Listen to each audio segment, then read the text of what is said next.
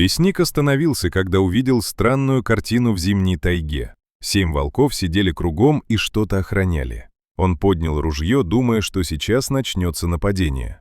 Но когда волки медленно разошлись, он увидел в центре снегового круга мешок, и то, что было внутри, потрясло его до глубины души. В глубокой зимней тайге стояла глухая тишина. Снег лежал плотным слоем, укрывая землю белым покрывалом, а между высокими соснами тянулась узкая лесная дорога.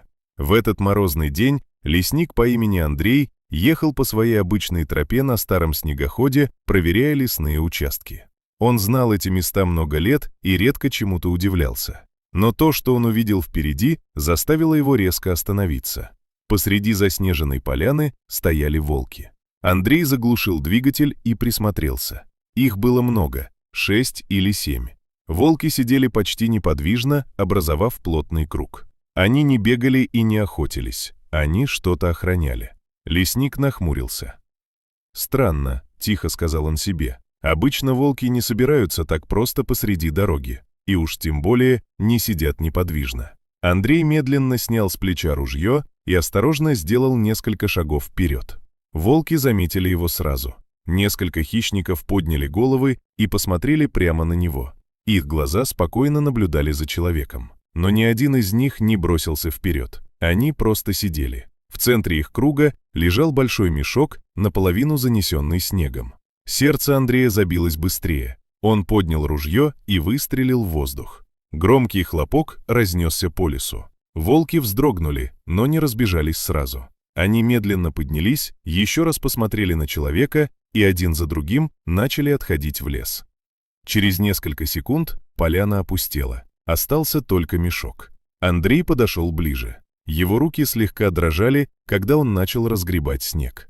Мешок был старый, плотный, завязанный веревкой. Изнутри послышался тихий звук. Сначала он подумал, что ему показалось, но потом звук повторился. Это был плач. Лесник быстро развязал веревку и раскрыл мешок.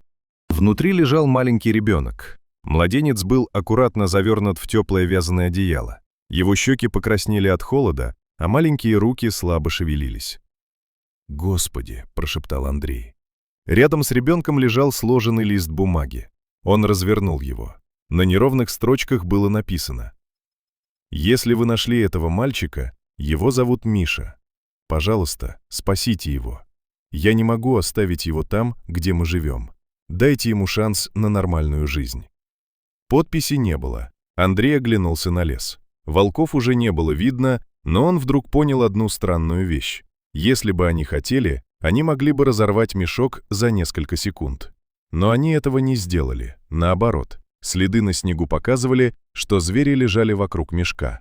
Они сидели кругом, словно охраняя его. И еще одна мысль пришла ему в голову. Если бы волки не сидели на поляне, он бы просто проехал мимо. Он никогда бы не заметил этот мешок под снегом, а значит, они привлекли его внимание. Андрей осторожно поднял ребенка на руки и завернул его плотнее в куртку. «Ну все, малыш, теперь ты не один».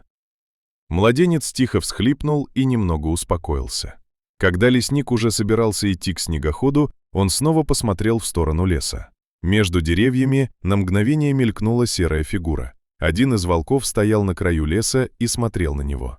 Они несколько секунд смотрели друг на друга. Потом зверь спокойно повернулся и исчез среди деревьев.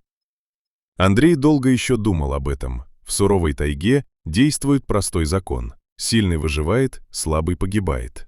Но в тот день произошло то, что трудно объяснить.